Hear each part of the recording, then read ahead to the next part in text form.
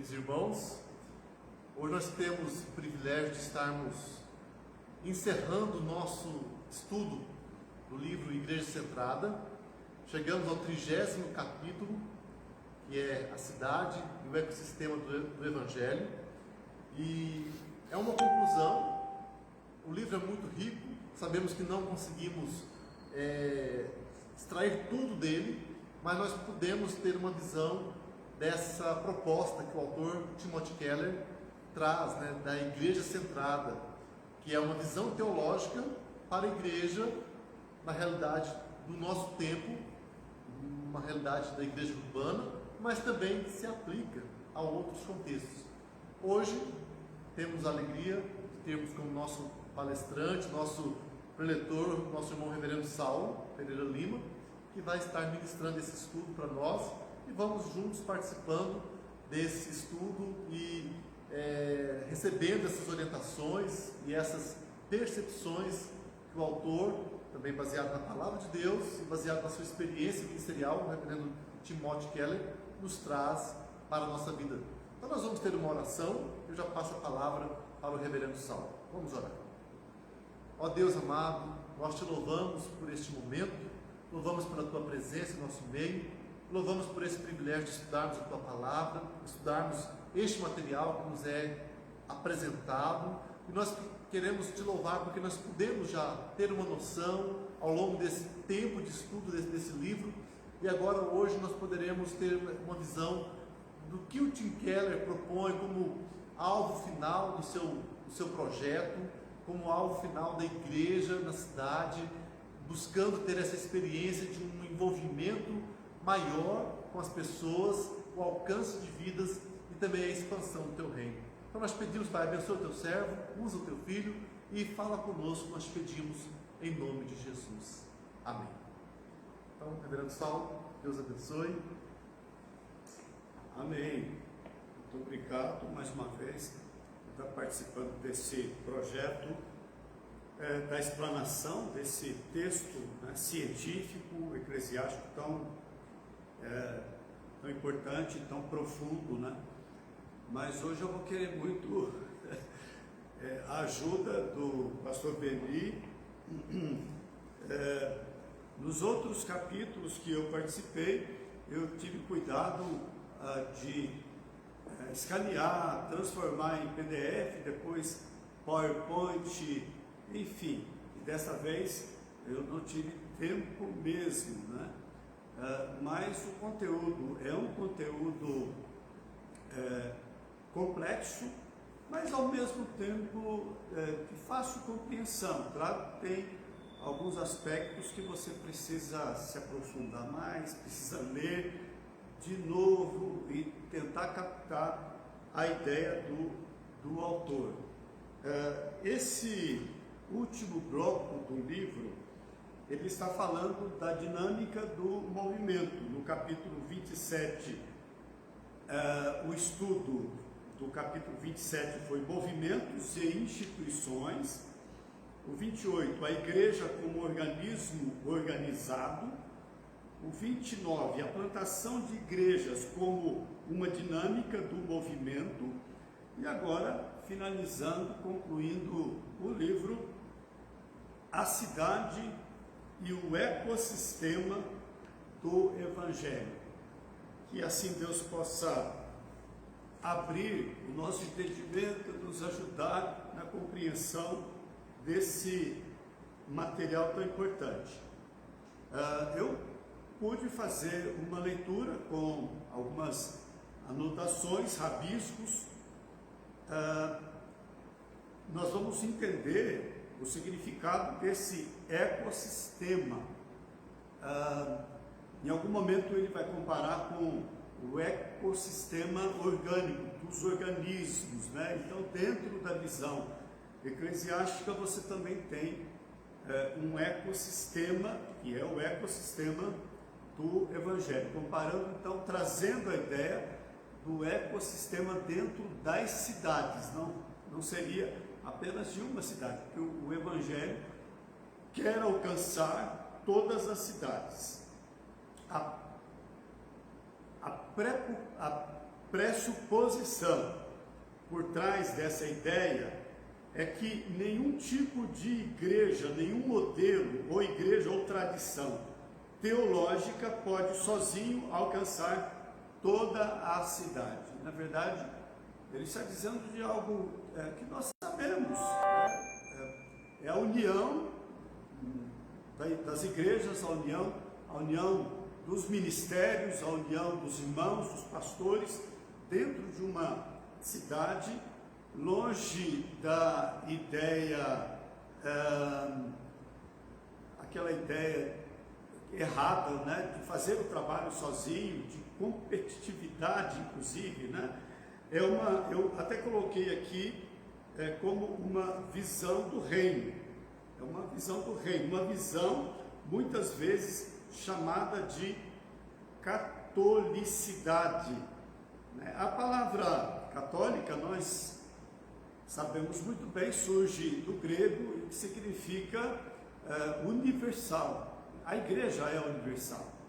Então é nesse sentido que nós vamos entender a cidade e o ecossistema do evangelho.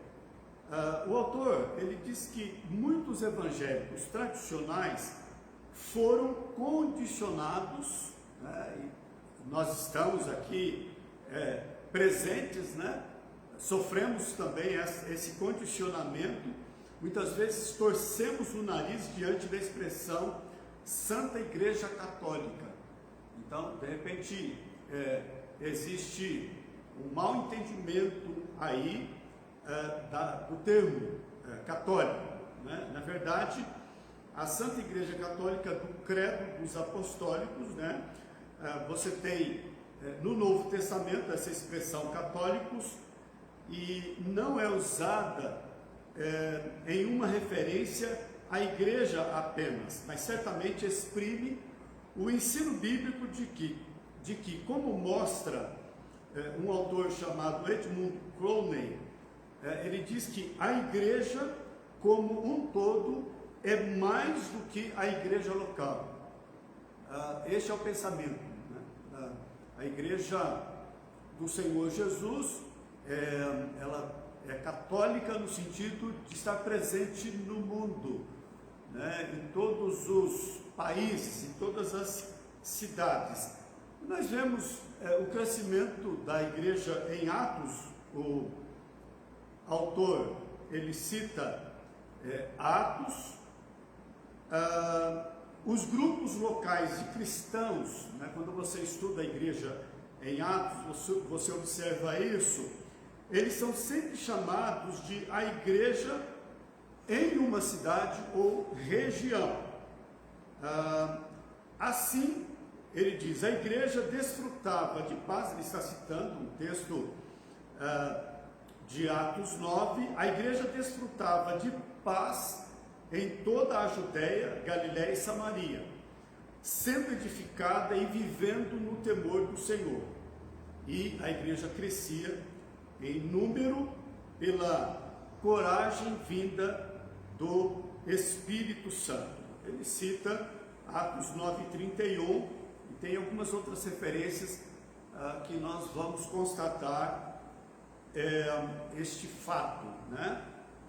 E em Atos 1:8, a exortação para que a ruptura de longa data entre o reino do norte e o reino do sul seja curada, e as breves declarações, aí ele cita outros textos de Atos também, que revelam a paz descrita em Atos 9:31. A ideia então é que haja paz, amizade entre os cristãos, né, de todos os lugares, uma vez que o Espírito Santo, desde o início da igreja, contada em Atos, por Lucas, a ideia era que o Espírito Santo estava fazendo novos cristãos em vários lugares.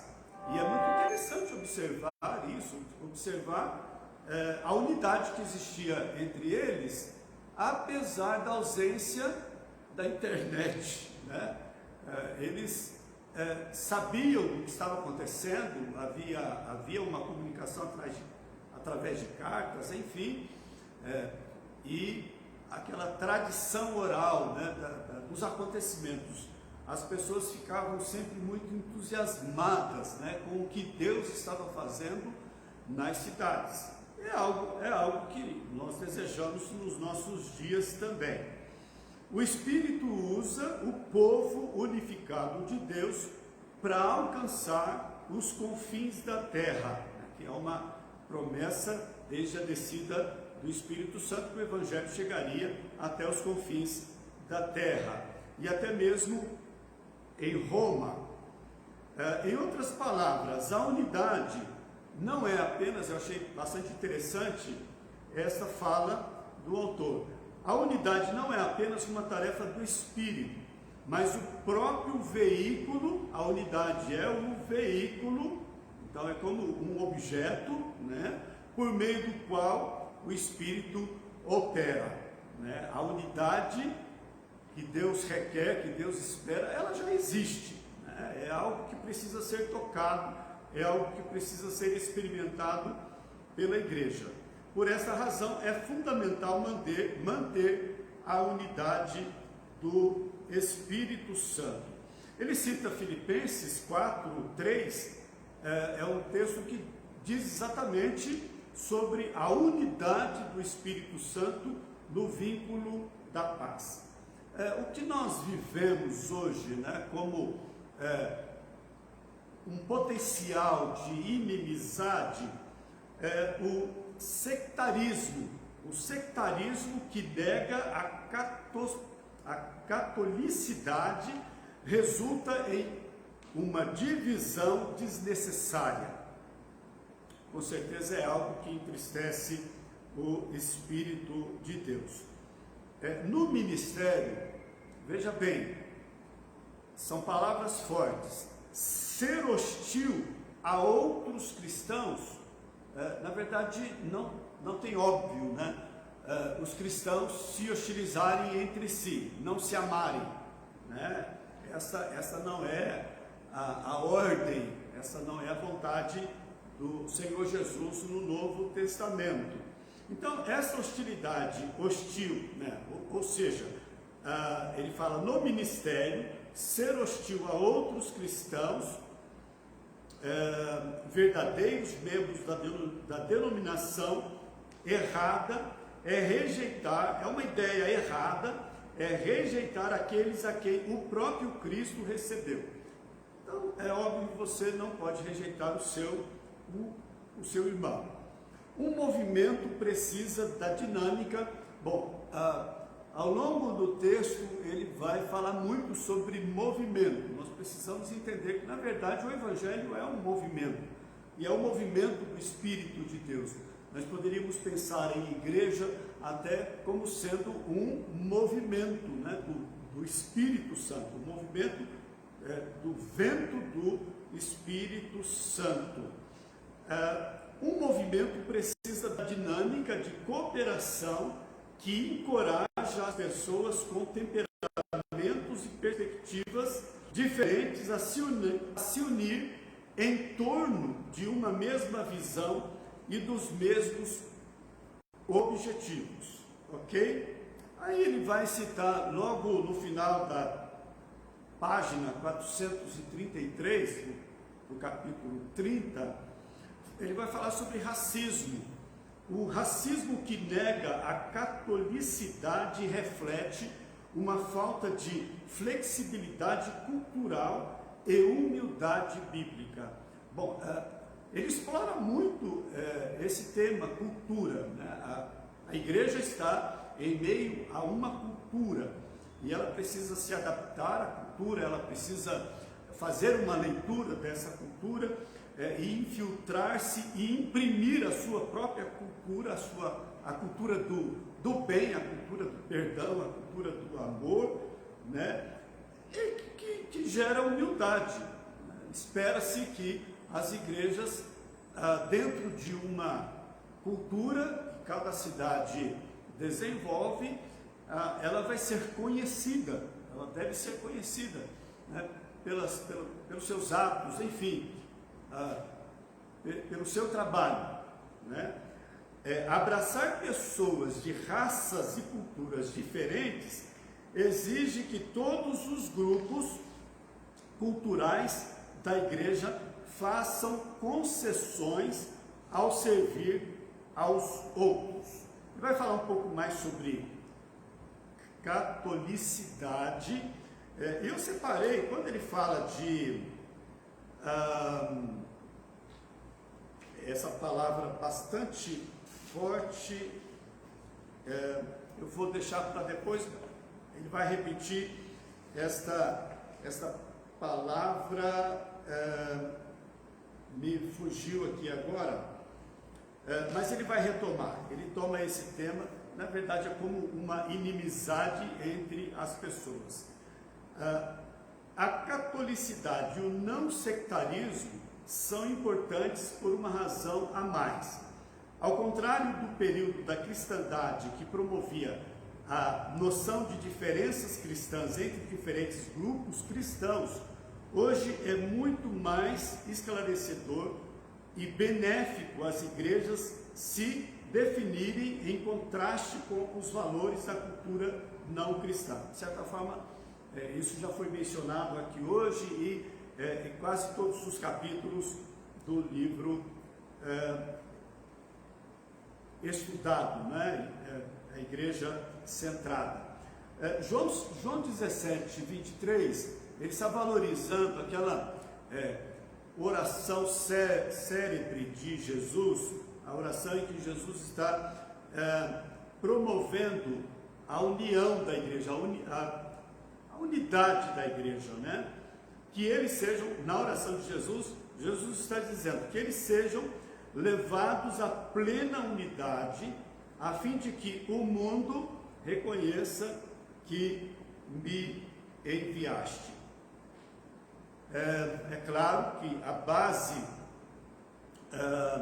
bíblica para este tema que nós estamos estudando, a cidade e o ecossistema do Evangelho, daqui a pouco nós vamos entender particularmente, né, o que ele está chamando de ecossistema do Evangelho. É bem interessante porque ecossistema não é nada mais, nada menos do que os ministérios dados pelo Espírito Santo à igreja. Cremos que essa é uma maneira clara de praticar a catolicidade que transforma igrejas e denominações cristãs divididas em um movimento. Isso é dentro de uma visão de reino. Essa é uma maneira clara, a igreja se unindo, né? Nós não estamos aqui explorando de forma, claro que é um tema bastante delicado, né? Essa questão da união das igrejas. Você tem que trabalhar as autênticas, né? As igrejas autênticas, aquelas que professam realmente Cristo na sua essência como único e suficiente Salvador, dentro da revelação do Velho Testamento e ele sendo realizado, o plano de Deus sendo realizado no Novo Testamento. Isso é uma visão de reino de Deus, essa catolicidade, a unidade, a união, né? Que a igreja é universal no sentido de ela está presente em todos os lugares. Um subtítulo do primeiro tópico, ele traz os modelos de igreja e movimentos. O que a Bíblia manda a igreja fazer? E aqui entra a ideia, nós começamos a ter a ideia exatamente deste sistema, né, ou ecossistema que ele menciona. O que a Bíblia manda o cristão, a igreja fazer? Testemunhar, servir aos necessitados, pregar a palavra, discipular as pessoas, cultuar. Bom, são elementos presentes na vida cristã. E é tão rico e multifacetado que nenhuma igreja jamais conseguirá fazer tudo igualmente bem, simplesmente porque nenhuma igreja detém todos os dons espirituais na mesma proporção. Então isso é bastante interessante. A ideia de que você tem pessoas diferentes umas das outras e cada uma tem uma habilidade, tem um dom, e você não vai encontrar todos os dons em uma pessoa. Espera-se, erroneamente, espera-se muitas vezes que o pastor tenha todos os dons, e que ele faça todo o trabalho sozinho. Mas não é isso que Keller está falando no seu livro. Mas vamos lá. Ele está falando, aqui ele vai falar da cidade como um todo. Veja bem, a cidade como um todo precisa de todos os tipos de igrejas. Então você vai encontrar em todas as igrejas, você vai encontrar essa diversidade de dons.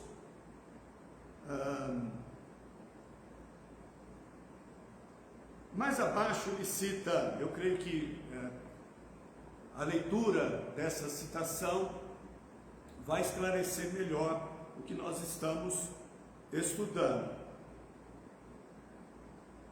Avery Dulles, não sei se é assim que se pronuncia, a igreja como instituição que podemos classificar como voltada para a doutrina. Bom, é justamente uma lista que ele traz quando nós reconhecemos a realidade de vários modelos de igrejas. Isso nos leva a uma humildade. Então são modelos. Você tem uma igreja, o primeiro modelo que ele cita é uma igreja como instituição.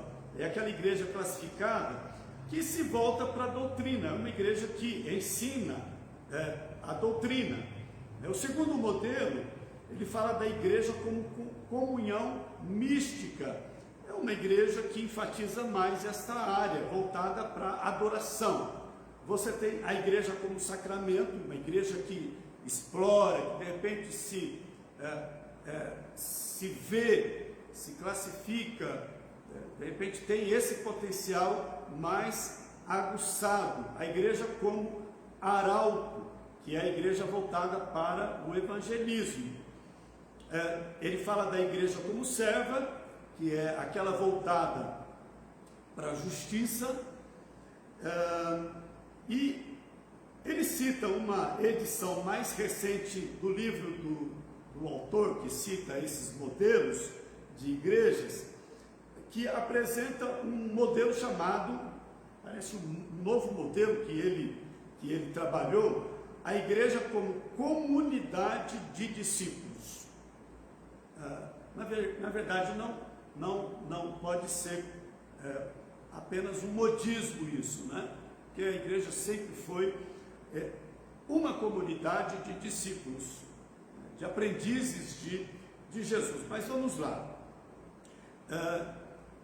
O autor diz que, naturalmente, concorda que todas as boas igrejas incluem, até certo ponto, esses 5 elementos e ênfases do Evangelho. É muito interessante isso. Eu creio que traz uma clareza melhor ao nosso pensamento quando nós olhamos para a igreja e os seus estilos, os seus modelos. É por isso que o exemplo saudável de cada modelo realça seus elementos principais. Bom, cada modelo é importante e as outras igrejas, ele está falando, devem apreciar a ênfase dos outros modelos e não ficar criticando. né? Mas ter um olhar de alegria, isso traz soma, né, para a evangelização, para o alcance de outras pessoas. Na verdade, ele está exatamente falando da importância de uma igreja trabalhar com a visão social, de serviço social. Outra igreja que trabalha mais na evangelização, outra igreja dá ênfase na doutrina, no ensinamento, outra na adoração. Eu creio que cada igreja tem um pouco dessas atividades, com certeza. A combinação dos dons com o contexto da igreja ditará o que ela realizará com mais eficiência em certos ministérios e etapas da sua vida. Ele diz que todos os modelos são necessários. Então, veja bem, isso é verdade. Todos os modelos são necessários ao movimento da cidade. E também é fundamental identificar as características do modelo da igreja em que servimos no momento. Você já identificou qual é o modelo da igreja que você está participando hoje?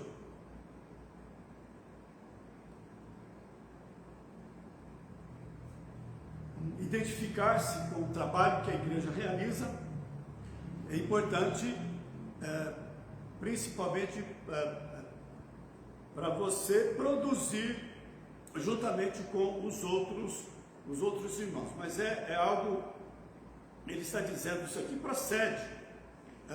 É fundamental identificar as características do modelo da igreja em que servimos no momento. E ele cita um exemplo pessoal. Ele diz que quando terminou o seminário, o seu primeiro ministério foi em uma pequena cidade de operários no sul dos Estados Unidos. Nessa época, praticamente nenhum membro da igreja havia frequentado a universidade e muitos dos mais velhos nem haviam terminado o ensino médio. Então, pensa neste cenário. A igreja tinha entre 100 e 150 pessoas, fazia 30 anos. Então, ele está dizendo aqui que uma igreja que ele pastoreou, em 30 anos não cresceu. É isso que ele está falando. Aliás, eu me lembro do pastor Orlando, que foi pastor aqui nessa igreja. Ele pastoreou Castro, e ele citava sempre a igreja presbiteriana de Castro. Espero que Castro não esteja me ouvindo, mas ele mencionava que aquela igreja em 100 anos mantinha-se com o mesmo número de pessoas, um número pequeno de pessoas. Vamos lá. Eu não tinha noção, ele está dizendo, dos diferentes modelos de igreja ainda. Tá? É algo bem pertinente isso, né? Porque isso talvez esteja implicando no não crescimento da igreja. Tá? Havia conhecido igrejas saudáveis apenas dentro de um modelo particular, que funcionava somente em cidades universitárias, cheias de professores e estudantes. Minha visão para o despertamento daquela igreja, agora ele está se referindo àquela igreja daquela cidade pequena, era a exposição, e foi o que ele fez. Ele achou que aquela igreja precisava de exposição bíblica, né? Seminários e classes sobre assuntos cristãos e intensos estudos bíblicos em grupos pequenos. Ok, interessante, foi uma experiência pessoal, né? Eu achei o comentário que eu queria ter repetido lá atrás, quando ele fala do racismo, né? O que é isso? O racismo também nega a catolicidade. Até recentemente, as igrejas americanas de brancos colocavam barreira de cor para impedir a entrada de negros, direcionando-os a outra congregação mais adequada em bairros pobres. Bom, esta é uma situação difícil, né, de ser trabalhada, uma situação cultural também, mas que gera sofrimento e não promove o Evangelho de uma forma plena. Já foi mostrado de forma convincente que o crescimento numérico acontece mais rapidamente quando o apelo é feito diretamente a um grupo de pessoas, uma unidade socialmente definida. Com isso, a igreja torna-se um subconjunto da sociedade secular e não uma manifestação terrena do reino de Cristo. Isso aqui é uma crítica, né? Se você evangeliza um grupo de pessoas com características próprias, né, você está discriminando aquele grupo em determinação aos outros, né, em detrimento dos outros. Essa é a palavra. Bom, enfim, muitos anos depois de eu ter havido ministrado ali naquela igreja, muitos anos depois de eu ter saído dali, a igreja preparou uma festa. Então, aí passaram-se alguns anos, ele voltou para uma celebração aos 25 anos de ordenação dele. Então, durante é bem interessante isso aqui que ele testemunha. Durante as comemorações, alguns membros da igreja contaram uma coisa que ouviram de mim enquanto fui pastor deles. Fiquei surpreso mais tarde com o fato de que ninguém citou uma palavra de seus sermões. Ou seja, ele se dedicou tanto ao ensino doutrinário, né, como ele identificou que essa era a necessidade da igreja. Todas as pessoas partilharam coisas que eu falei durante diálogos individuais de aconselhamento pastoral, e essa experiência ilustra vividamente a diferença entre os modelos de igreja. Ele vai citar a cidade de New York. As pessoas me aceitaram como pastor porque gostam de minhas mensagens. Já uma cidade maior como New York, as pessoas queriam continuar ouvindo as suas pregações. No modelo voltado para a comunidade, o pastoreio determina a pregação. No modelo voltado para a doutrina, aí ele cita a igreja Redeemer, em Nova York, a pregação determina o pastoreio e até a liderança. As pessoas abrem as portas da vida delas e seguem seus ensinos, se você mostrar a habilidade de se comunicar. Eu vejo aqui um trabalho bastante importante, também delicado, um trabalho de adaptação do ministério pastoral e a igreja local, né? Eu acredito que este é um exercício bastante relevante, no sentido de que esta igreja está sendo despertada através do ministério, da ação ministerial, do estilo de ministração pastoral, levando aquela igreja a se despertar para um evangelismo explosivo, né? Eu creio que este é o objetivo do livro, né? Igreja Centrada, que a igreja toda participe da evangelização. Por que conhecer?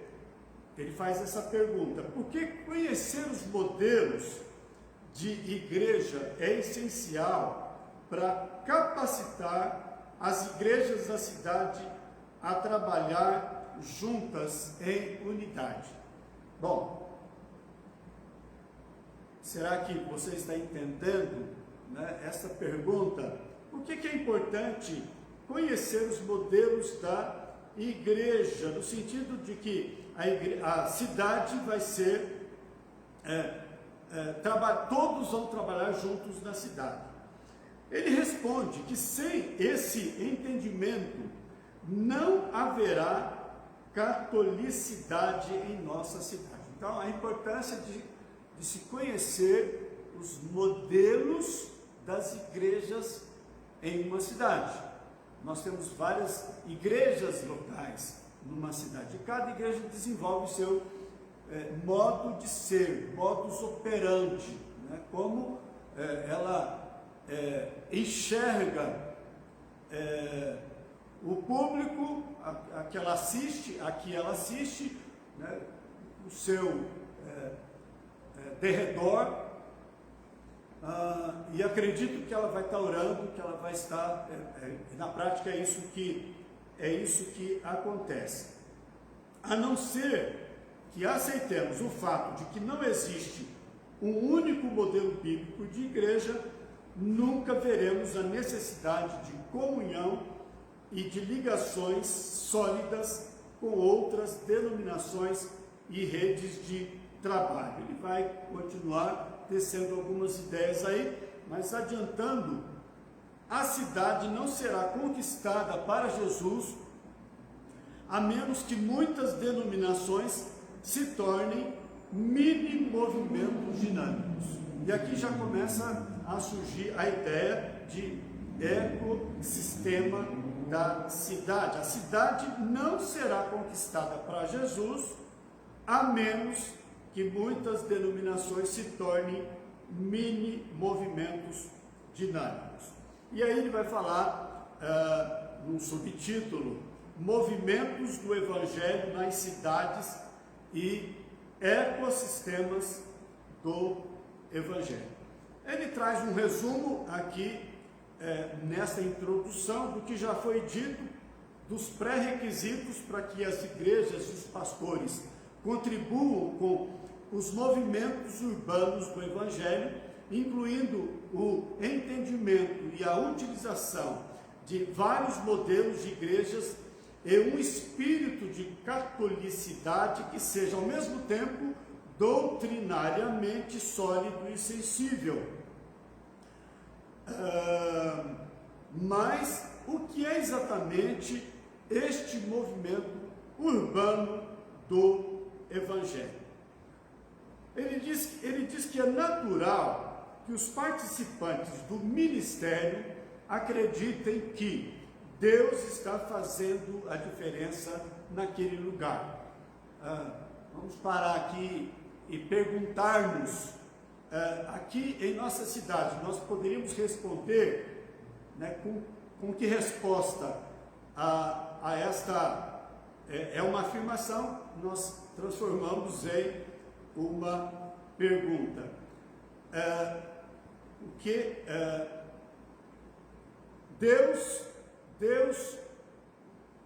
A pergunta é natural que os participantes do ministério acreditem que Deus está fazendo a diferença neste lugar. A pergunta é: nós estamos participando deste processo? A igreja está fazendo diferença no lugar onde ela está plantada? Geralmente, porém, o que acontece de verdade é uma reconfiguração cristã. Achei bastante crítico isso. Na verdade, ele tece uma crítica nessa expressão reconfiguração cristã, que me parece que é um vício, né, eclesiástico, que não é positivo. Mas vamos entender o que é essa reconfiguração cristã. Normalmente, as igrejas crescem porque recebem membros de igrejas menos ativas. Isso pode ser bom,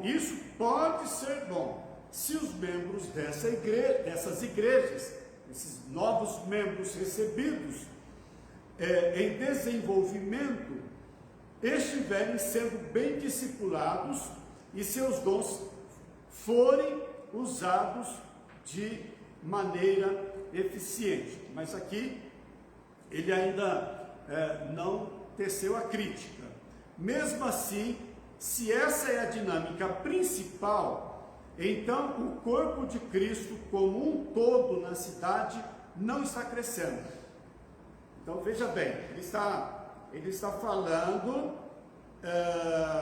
de reconfiguração cristã.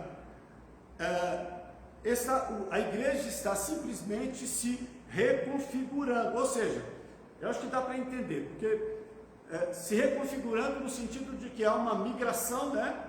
Pessoas saem daqui, vão para outra igreja e são novamente redoutrinadas, não sei se dá para usar essa expressão, mas enfim, ele chama isso de reconfiguração. Alcançar a cidade inteira requer mais do que algumas igrejas bem-sucedidas, ou até mesmo mais que uma exposição de energia ativada e de novos convertidos. Aí ele diz que é necessário um movimento para que a igreja seja transformada pelo Evangelho.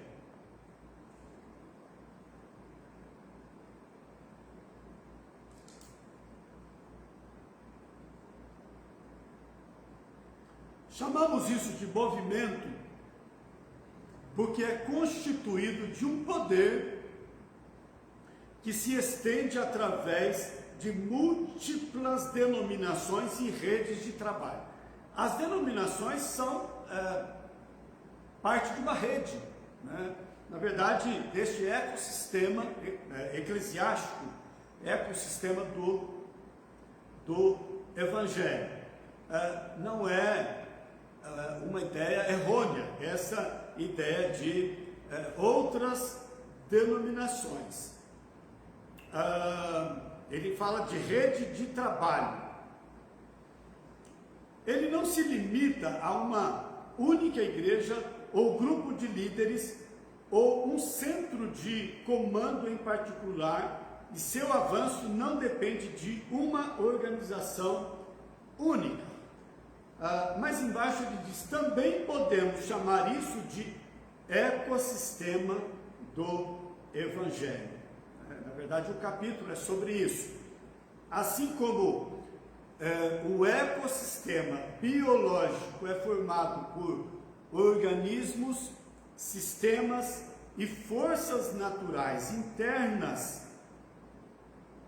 aliás, interdependentes, o ecossistema do Evangelho é formado por organizações, indivíduos, ideais e forças humanas e espirituais interdependentes. Na verdade, acredito que o cerne do capítulo está aqui, né? Ele está explicando o que é este ecossistema eclesiástico, o ecossistema do Evangelho, né?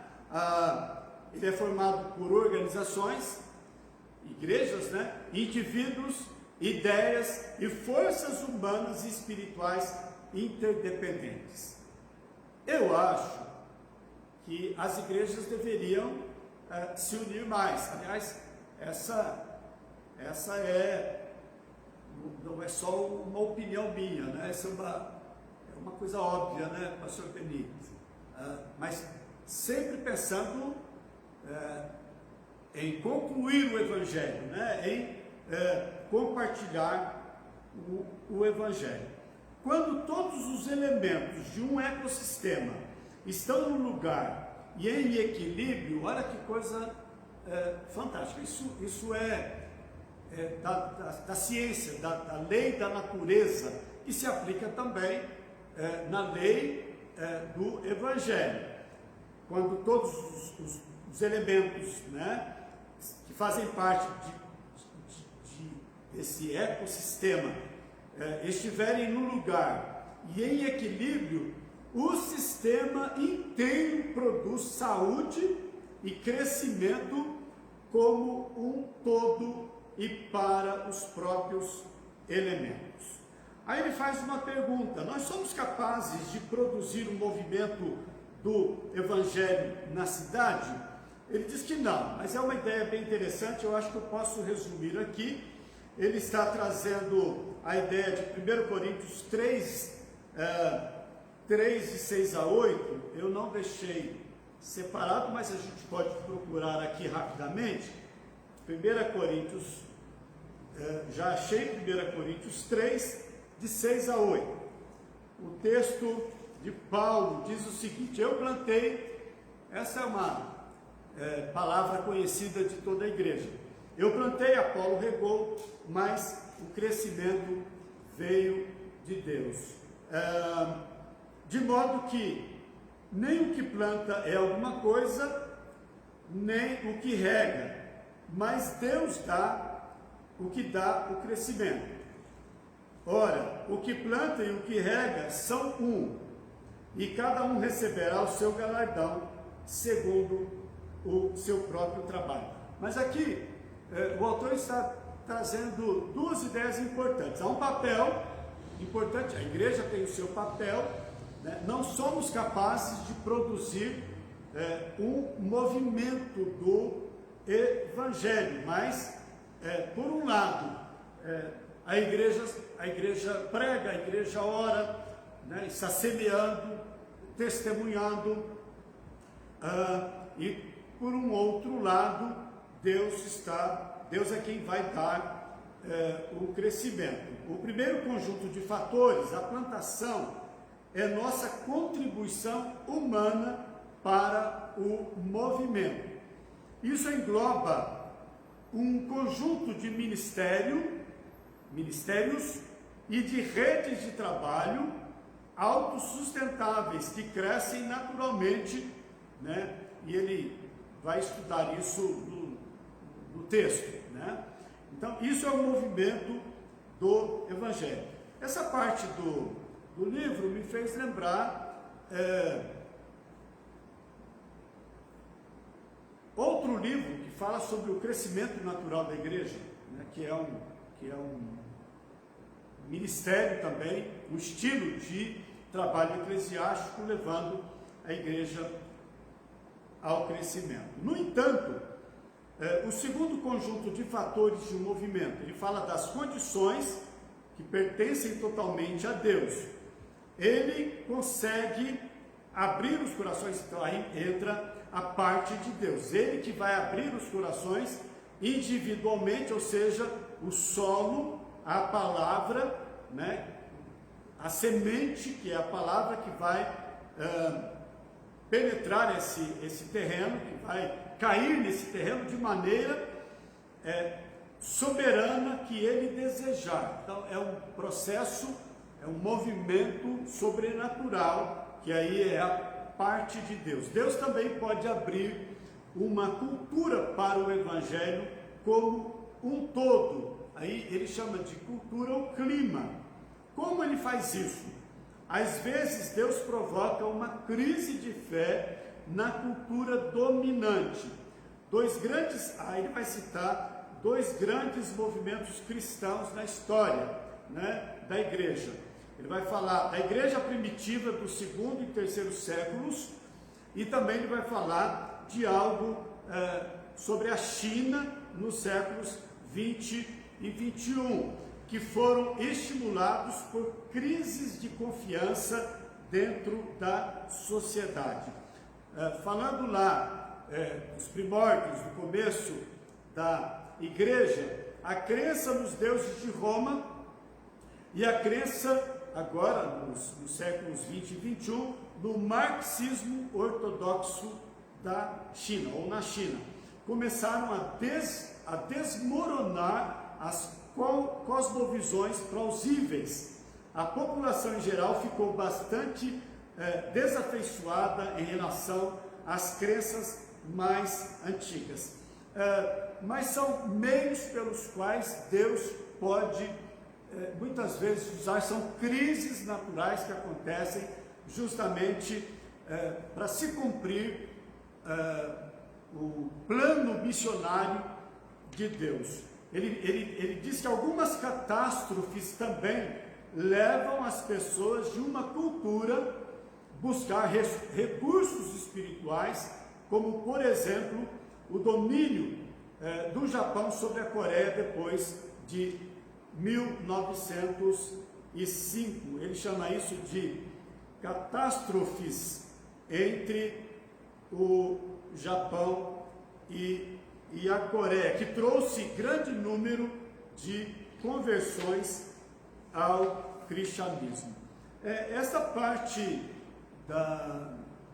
desse capítulo, em que ele fala de refutações segundo o Evangelho, eu não vou me aprofundar muito. Se o pastor Beni quiser tomar a palavra e se aprofundar mais, fique à vontade.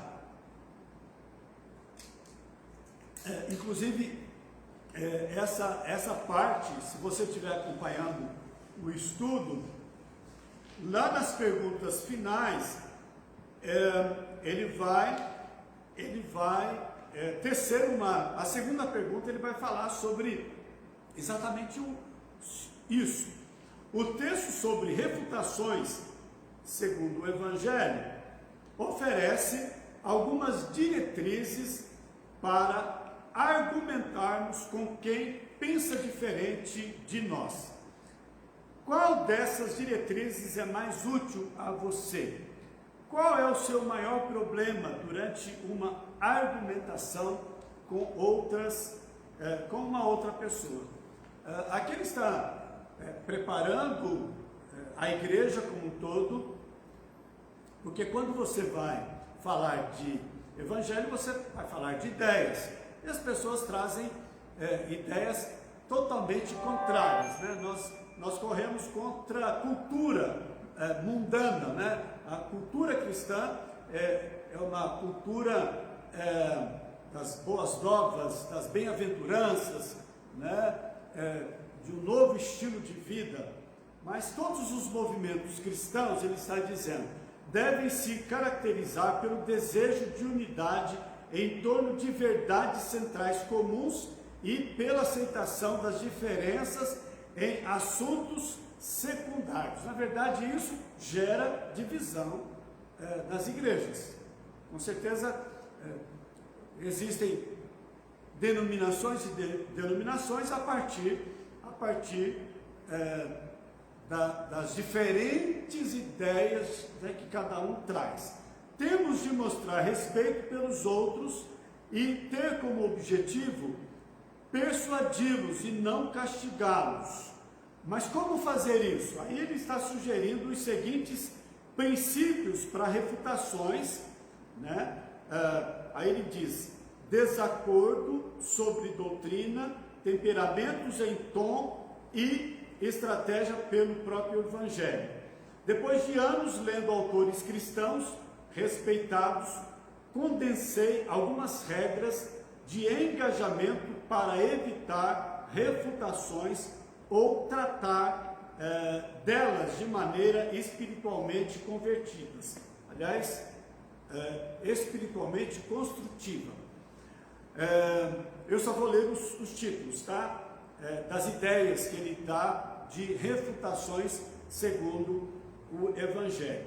Ele diz, olha, é um conselho, né? Nunca atribua a seu oponente uma opinião que não seja dele. Eu acho que só pelo título dá para ter uma ideia do que se trata aqui, mas é bem complexo isso, né?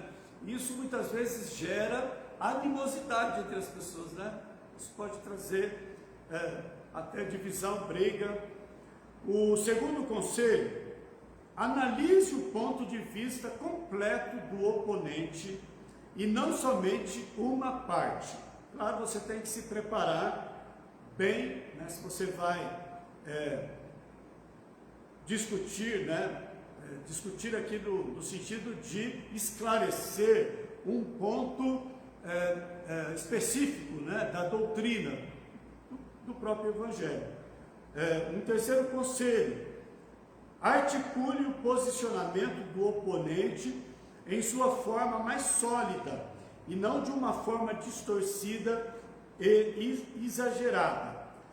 Quarto conselho, é bem interessante: busque persuadir e não antagonizar, mas cuidado com as suas motivações. Aí ele cita, acho que vale a pena pelo menos dar uma ideia, que ele cita João Calvino, né? Foi um reformador em Genebra, na Suíça, e seu companheiro na obra se chamava William Farel. Não sei se é assim que pronuncia o nome do William.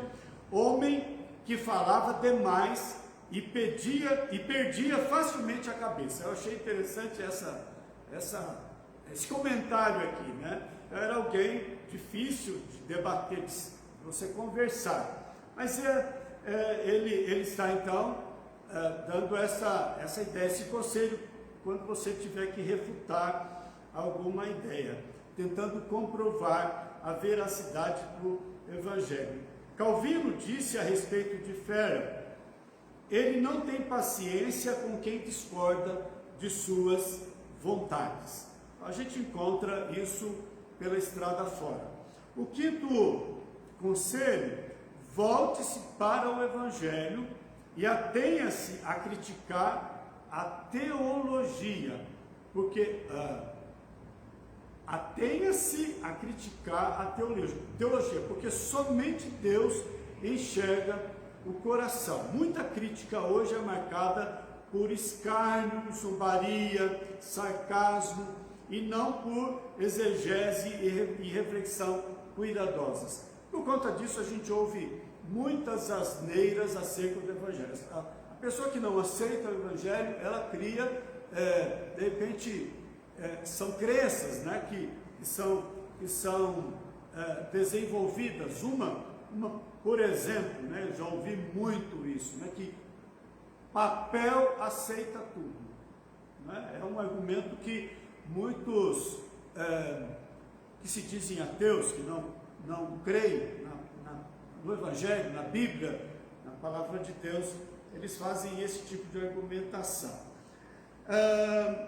Continuando, em suma, não conseguiremos produzir um movimento do Evangelho sem a obra providencial do Espírito Santo. Um movimento, olha só que interessante, um movimento é um ecossistema fortalecido e abençoado pelo Espírito de Deus. Como é o ecossistema que o Espírito Santo usa para desenvolver o movimento do Evangelho? Bom, ele desenvolve 3 elos, ele chama de elo, né? A ideia aqui é a seguinte: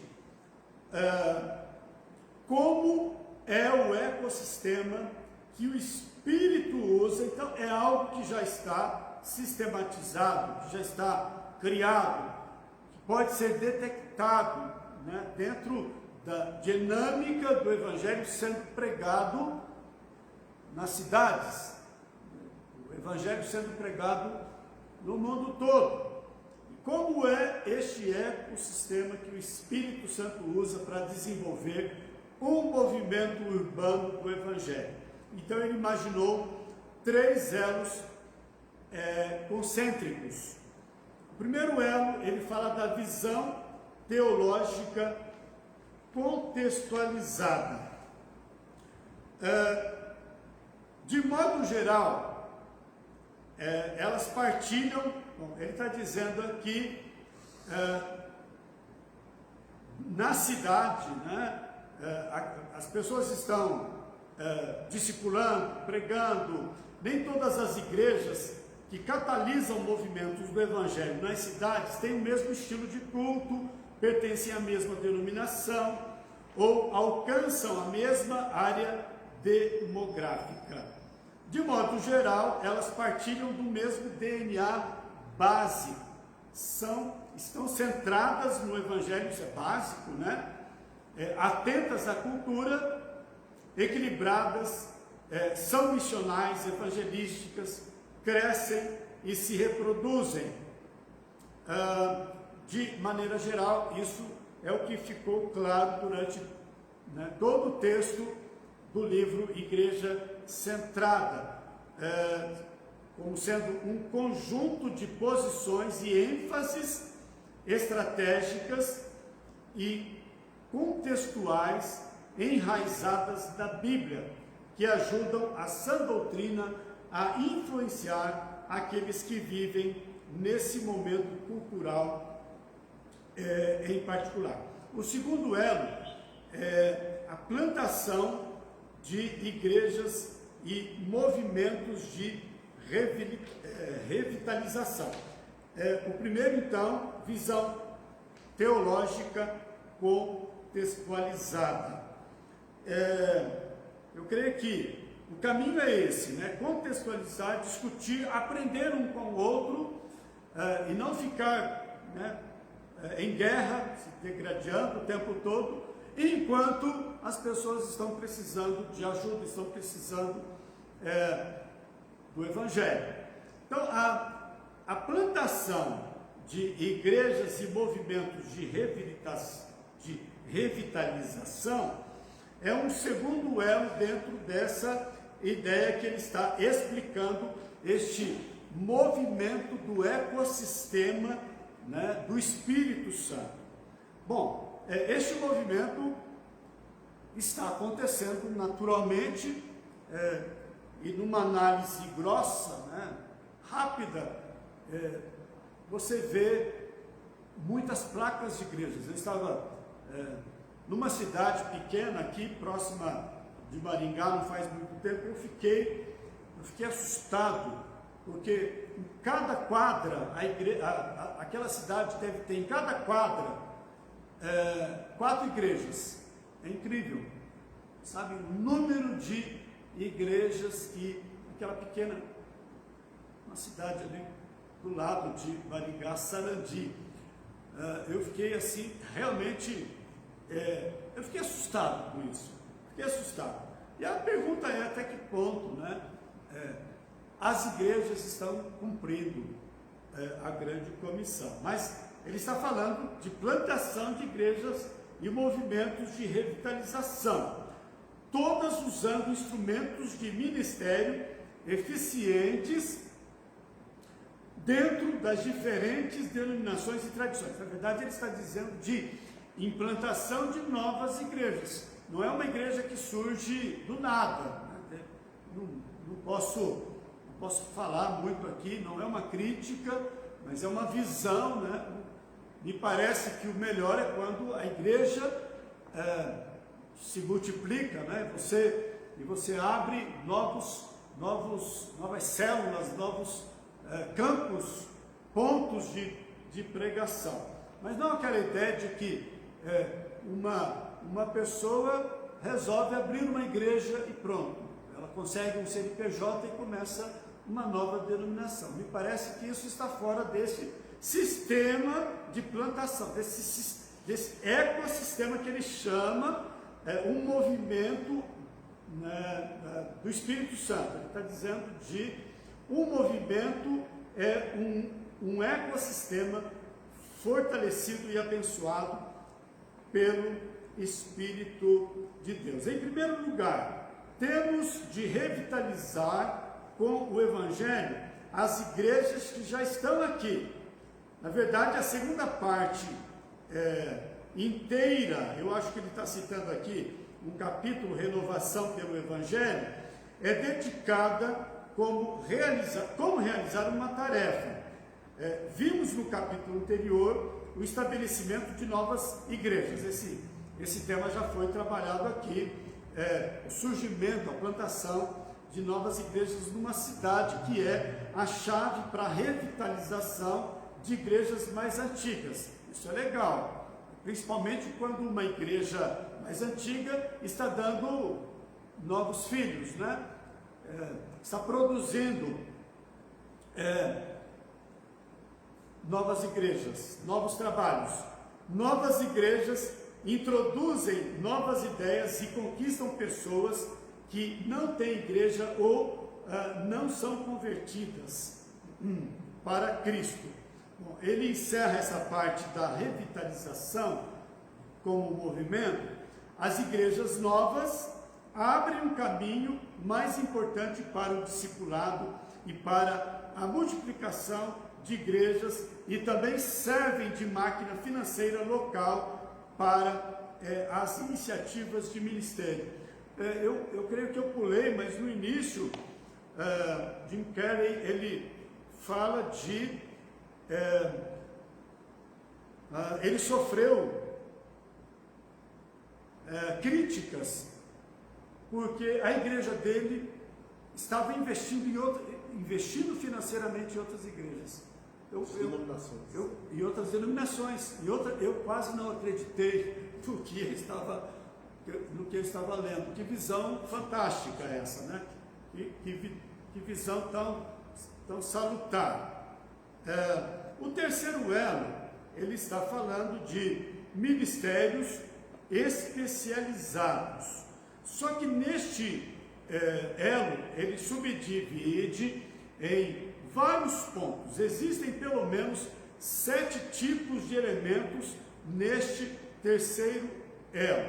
O primeiro movimento é o movimento de oração, né? Então ele está dizendo que fundamentalmente nas igrejas, mas também estimulado e sustentando as igrejas, este terceiro elo é constituído por um conjunto complexo e especial de ministérios. O primeiro, então, é este movimento de oração que une igrejas de diferentes tradições em intercessão visionária a favor da cidade. Aliás, é algo que não se vê muito, né? A união das igrejas, aqui em Rolândia, em alguns momentos, eu estou aqui desde 2010, 12 anos, né? Em alguns momentos eu vi isso acontecendo, mas é algo que realmente falta. As igrejas se unirem para orarem pela implantação de novas igrejas, pela conversão de pessoas. E ele cita um texto, eu fiz a conferência, o versículo 7 de Jeremias 29, é um apelo, né, do profeta para que se ore pelas cidades.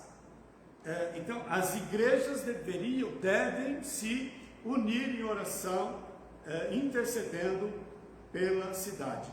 Reunir-se em oração, ele diz, é algo que uma grande variedade de cristãos pode fazer. Não parece uma coisa difícil, né? Parece fácil, mas não é tão fácil assim. É complexo, porque na prática isso fica faltando.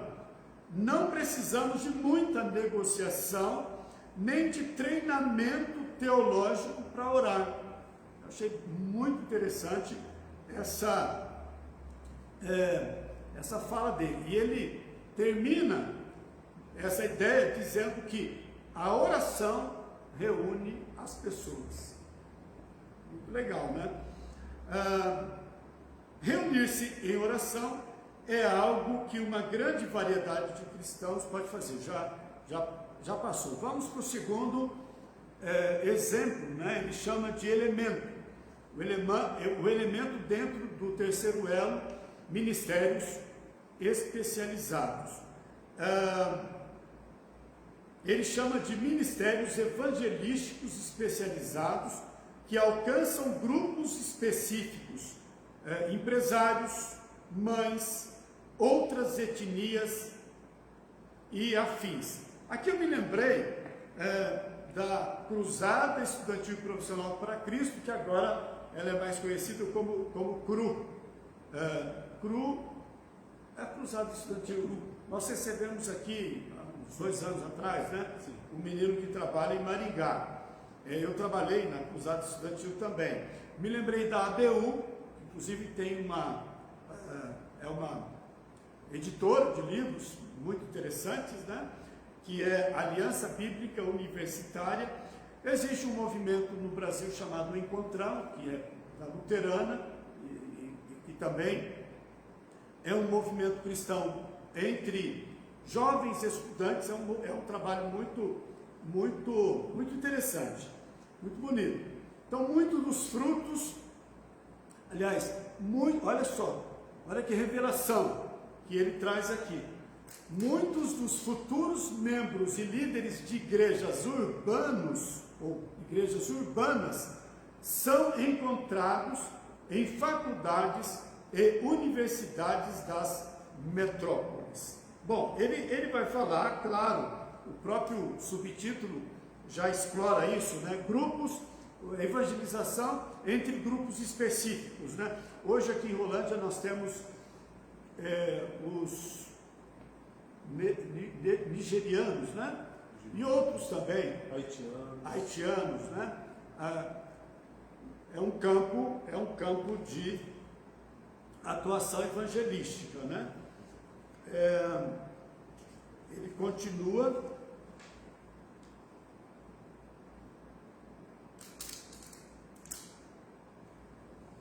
Estudantes conquistados para Cristo e que recebem a visão de viver na cidade podem permanecer nas igrejas às quais se uniram durante os anos de estudo e tornar-se líderes emergentes do corpo urbano de Cristo. Aliás, a ideia da cruzada estudantil profissional para Cristo foi exatamente um homem, Bill Bright, que se converteu através de uma senhorinha, né, no campus universitário, que falou do amor de Deus. Ele foi impactado e a primeira preocupação dele foi justamente com os outros estudantes da universidade, e ele então liderou um movimento de evangelização entre os estudantes. A preocupação dele também foi com o discipulado pós-faculdade, quando o sujeito então se tornava um profissional.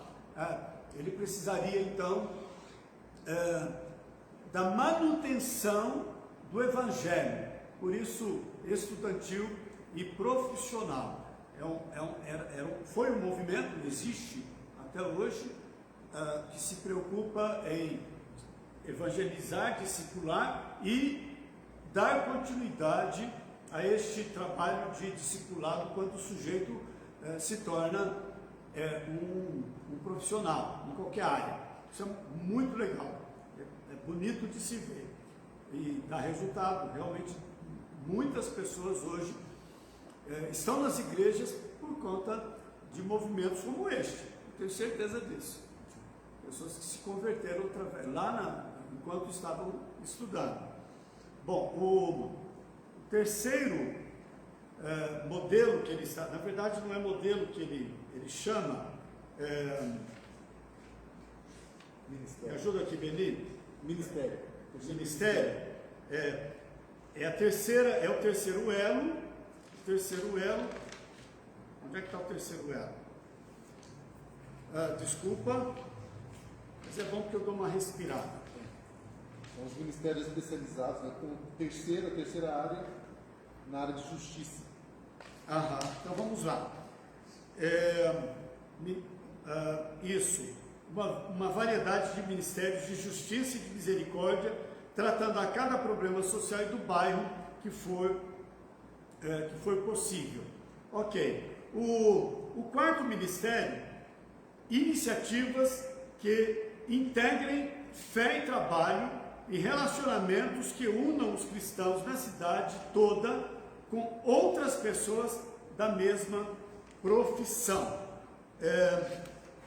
É uma ideia, mais ou menos aquela ideia lá de evangelização entre estudantes. Agora o cara está já trabalhando numa igreja.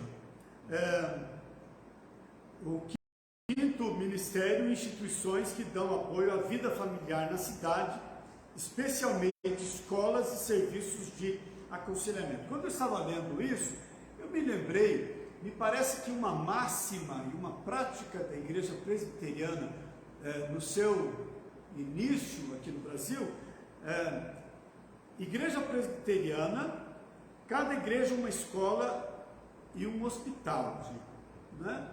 Cada igreja deveria pensar na criação de uma escola e de um hospital. Em algumas cidades isso aconteceu, né? Eu estudei numa escola chamada Erasmo Braga, lá em Dourados, e Dourados tem o hospital evangélico. Então, em Dourados se cumpriu, a igreja presbiteriana cumpriu esse ministério. Quinto, instituições que dão apoio à vida familiar na cidade. É esse que nós vimos agora. Especialmente escolas e serviços de aconselhamento. O sexto, sistemas para atrair, desenvolver e treinar igrejas urbanas e líderes. Bom, são igrejas que estão continuamente trabalhando em treinar. O treinamento normalmente exige boa formação teológica. O sétimo e último ministério, unidade em comum de líderes cristãos urbanos. Uma ideia lá de João 17, unidade em comum de líderes cristãos urbanos, líderes de igrejas, de movimentos, diretores de organizações, empresários, acadêmicos e outros têm de se conhecer e oferecer visão e direção para a cidade inteira. O que eu vejo aqui é que temos diante de nós um desafio. Um desafio, quem sabe, do Conselho de Pastores da cidade de Rolândia, de todas as cidades, nesse sentido, de trazer mais unidade, né, na visão do Evangelho. Quando todos esses elementos do ecossistema são fortes e estão no lugar certo, eles estimulam e edificam, eu fui olhar as horas, e edificam um ao outro, e o movimento se torna autossustentável. De que forma isso acontece e o que pode acontecer em consequência disso são o nosso último assunto. Só para interessante pensar, né? Quando ele fala que quando as igrejas estão unidas, e quando entendemos que nenhuma igreja consegue ter tudo, mas quando as igrejas que estão interligadas, cada uma se especializa numa área, ou participam em cada ministério com seus dons, talentos, com pessoas, nós vemos aí, fica muito, assim, muito mais fácil, né, de acontecer. Agora, quando cada igreja quer fazer tudo, como é o nosso, infelizmente ainda é a realidade de muitas igrejas, então nós queremos fazer todos os ministérios, cumprir todos os ministérios, e não vamos conseguir da maneira como temos feito. Mas então vemos assim que é um desafio tremendo esse de comunicação entre as igrejas, conselho de pastores, líderes dos ministérios, os conselhos das igrejas, a liderança de cada igreja entender essa visão teológica da igreja centrada, de uma comunidade, estarmos abertos para trabalhar juntos, mesmo sabendo que há diferenças doutrinárias, mas que há um alvo maior que nos une, que é a evangelização. Então a gente percebe que, assim, como você disse, é um desafio muito grande, mas é um desafio motivador, né? Que nós temos esperança que nós podemos transmitir isso para outros líderes e na oração, nessa busca de um bem comum, podemos sonhar. Então é uma grande expectativa. Nós vamos passar das horas, não tem problema, já passou, mas falta pouco, né? Mas olha, eu estive em Sabaldi agora recentemente, há cerca de um mês e meio, talvez, e fiquei bastante impressionado. Primeiro pela informação de que aquela cidade, nos últimos anos, ela multiplicou a sua população de 6 mil para 12 mil habitantes, e o número de empresas, né, o campo industrial da cidade foi implementado. Enfim, os dois últimos prefeitos, ótimos gestores, fizeram um excelente trabalho. O atual prefeito continua fazendo um excelente trabalho, e as igrejas, elas se uniram e criaram uma associação, a Associação das Igrejas e dos Ministros. Em vez de só pastores participarem da associação, ou como conselho de pastores, os auxiliares também, aquelas pessoas que não têm título de pastor, que não têm curso de teologia, mas elas atuam, elas contribuem no Ministério Local, elas são convidadas a participar também. Está dando muito resultado. Sim.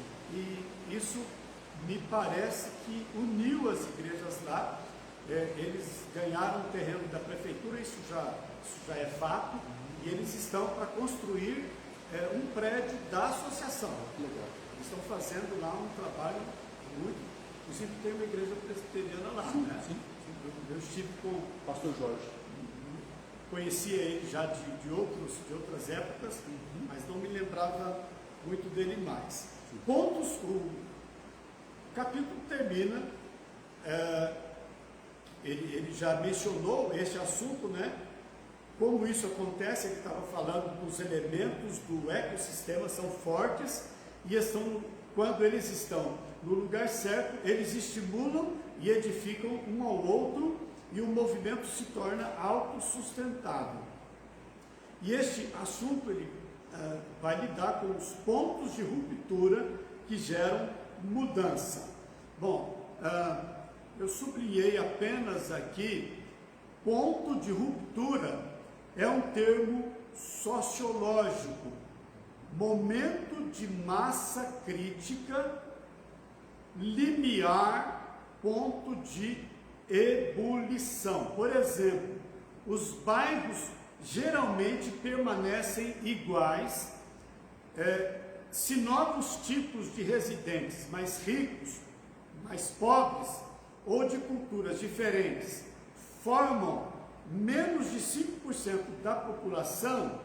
Quando o número de novos residentes fica entre 5% a 25%, dependendo da cultura, a vizinhança inteira se modifica e sofre uma mudança rápida e significativa. Me parece que é uma questão matemática, numérica, né? Ele está dizendo, um ponto de ruptura do ecossistema é alcançado na cidade quando a maioria dos elementos do ecossistema está no lugar certo, e muitas igrejas têm a vitalidade, os líderes e a mentalidade para plantar novas igrejas após completar 5 ou 6 anos de vida. Uma ideia bastante interessante, principalmente quando na prática acontece. Se Deus abençoar e essa cultura, o movimento começa a ser autossustentável, um grupo suficiente de novos crentes, líderes, congregações e ministérios estão sendo produzidos naturalmente para que o movimento cresça. O corpo de Cristo na cidade geralmente sustenta a si próprio, produz seus líderes e conduz seu treinamento. Um grupo suficiente de líderes dinâmicos está surgindo. O número de cristãos e igrejas dobra entre cada 7 e 10 anos. Então, ele está dizendo, o ponto, o máximo limiar no avanço do movimento é o ponto de ruptura da cidade. Ele cita o exemplo de Nova York. Os grupos minoritários, sejam étnicos, culturais ou de vários estilos de vida, podem causar efeito palpável no estilo de vida geral quando seu número fica entre pelo menos de 5 a 10%. E quando seus membros são ativos na vida pública. Ouvi dizer que quando o número de presos, isso aqui é um exemplo bem interessante, este exemplo explica esse ponto de ruptura que gera mudança. Ouvi dizer que quando o número de presos se tornam cristãos, alcança 10%, a cultura e a vida coletiva na prisão se transforma. Então existe aí um movimento de influência, né? Não há uma maneira científica de apurar com precisão o ponto de ruptura de uma cidade. Então ele está chamando de ponto de ruptura o aumento, né, de 5, sei lá, de 5 a 10%, 15%, quando um grupo assume um posicionamento com o Evangelho, ou seja, se converte. Então, se você tem, um exemplo, numa fazenda, de repente, uma família se converte e começa a promover encontros de leitura da Bíblia. Isso com certeza vai gerar novos convertidos. Bom, aqui ele está, 10% pode ser muita gente. Ele faz uma comparação, né? Manhattan, por exemplo, se tivesse tantos cristãos que a maioria dos nova-iorquinos conhecesse um cristão a quem respeitasse, em algum momento ele vai falar do número, 10% de 5 mil pessoas, você vai ter um número grande de pessoas convertidas. As sólidas barreiras comportamentais que bloqueiam muitos residentes urbanos de ouvir a mensagem do cristianismo viriam abaixo. E eu separei aqui também um outro trecho.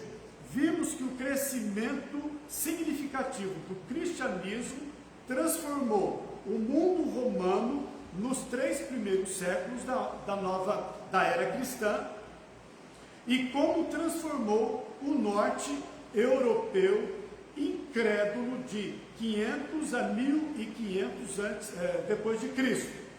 Conhecemos histórias de como os despertamentos evangélicos do século XVIII transformaram a sociedade britânica no século XIX.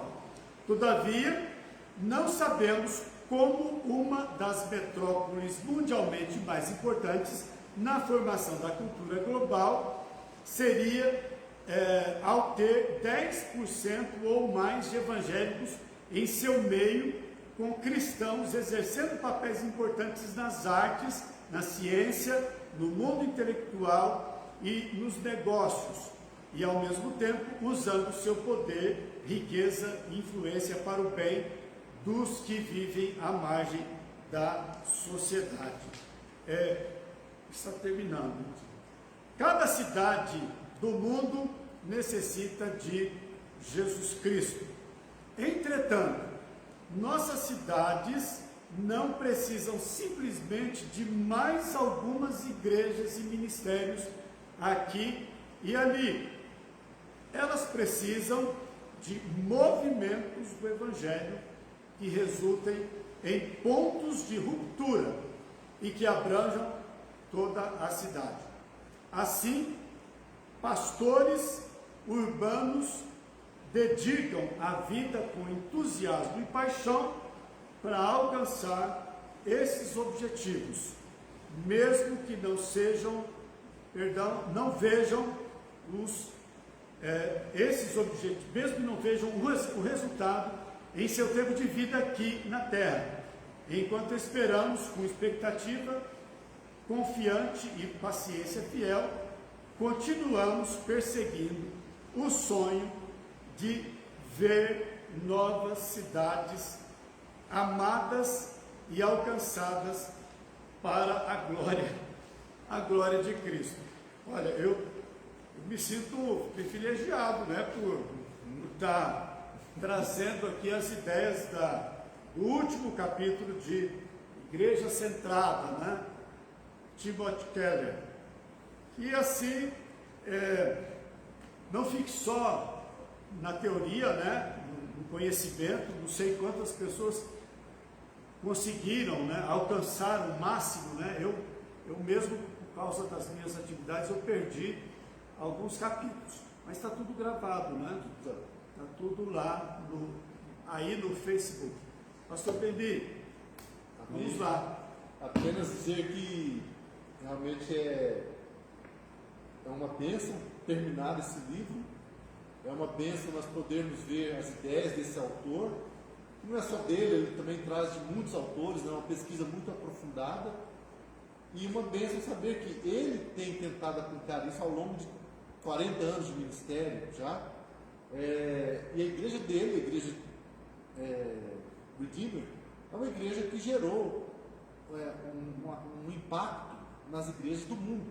Então essa história dele falar de eles investirem em outras igrejas, em outras denominações, para plantar igrejas ao redor do mundo, é algo tremendo, modelo espetacular, né? Espetacular. Aqui no Brasil nós temos igrejas fundadas, a igreja das Américas, lá no Rio de Janeiro, nosso irmão amigo JR, teve parceria com a Redeemer, tem uma igreja em Goiânia. Eu ia perguntar quais são, de repente, as igrejas que já existem aqui que repercutem, né? Sim. A Ricardo Agreste plantou igreja com apoio da Redeemer, da Redeemer. Que legal. Igreja lá em Goiânia, a igreja Luz, Presbiteriana Luz, com o meu amigo lá, o pastor Jean, também. Então tem várias igrejas já no Brasil que foram apoiadas pela igreja do Tim Keller. Para dar certo aqui na Igreja Presbiteriana de Rolândia, nós não vamos precisar trazer o Timothy Keller para ministrar aqui, né? Sim. Ele já foi representado no seu livro. E eu fico aqui pensando, né, na necessidade de se dar continuidade. Sim. De não morrer essa ideia do livro, Sim. enfim, desse conteúdo, de alguma maneira, a igreja precisa saber, né? Conhecer mais, colocar em prática, inclusive. Exato.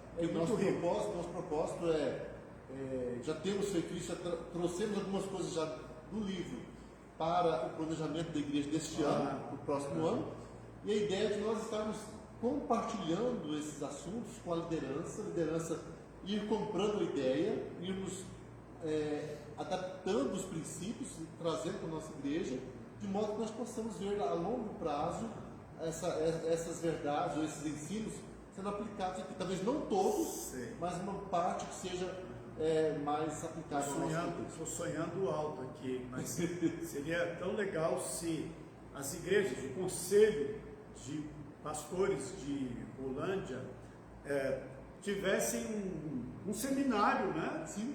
Esse livro. Quem sabe nós podemos depois condensar alguns assuntos principais e fazer talvez um intensivo de final de semana, né, e transmitir isso para outros, né, convidar. Nós vamos trabalhar sobre isso, Deus vai nos dar a direção de como continuar com esse conteúdo sendo aplicado em nossa igreja, em nossa vida ministerial. Amém. Deus abençoe a todos, então. Pai, nós agradecemos a conclusão, as ideias tão verdadeiras, tão bíblicas, ó Deus, tão urgentes para os nossos dias. Vivemos no meio de uma geração corrupta e, como igreja, Senhor Deus, nós declaramos que dependemos totalmente do Teu Espírito Santo, da mesma forma como lá no início, na implantação da igreja, quando no livro de Atos nós temos a narrativa de que o Espírito Santo estava conduzindo aqueles irmãos e a igreja estava crescendo, ó Deus, em cada cidade. Em nome de Jesus, olha para Rolândia, Senhor. Olha, Senhor Deus, para todas as cidades em torno de Rolândia. Senhor, nós oramos pelo Brasil, para cada cidade do Brasil, para que o Evangelho alcance cada cidade. Amém. Que o Senhor possa, a partir de nós, a partir desta igreja, que o Senhor possa fazer uma revolução missionária. Sim. E que realmente o Evangelho seja pregado, pessoas se convertam, tenham as suas vidas dentro de seu contexto de cultura, de sofrimento, de pecado. O Senhor alcance muitos que o Senhor quer alcançar. Amém. Essa é a nossa oração, nossa gratidão. Intercedemos a Deus pelo futuro da Igreja Presbiteriana de Rolândia, colocamos o conselho de pastores dessa cidade nas suas mãos, todas as igrejas, todas as denominações, Sim. e pedimos, ó Deus, um movimento. Pedimos que o movimento do Teu Espírito Santo venha atuar de maneira que haja um reavivamento, enfim, que haja um despertamento mesmo, ó Deus, para que todos se unam e se fortaleçam desse propósito, ó Deus, de levar o Evangelho a toda criatura. Amém. Oramos agradecidos, em nome de Jesus. Muito obrigado, Senhor. Amém. Amém.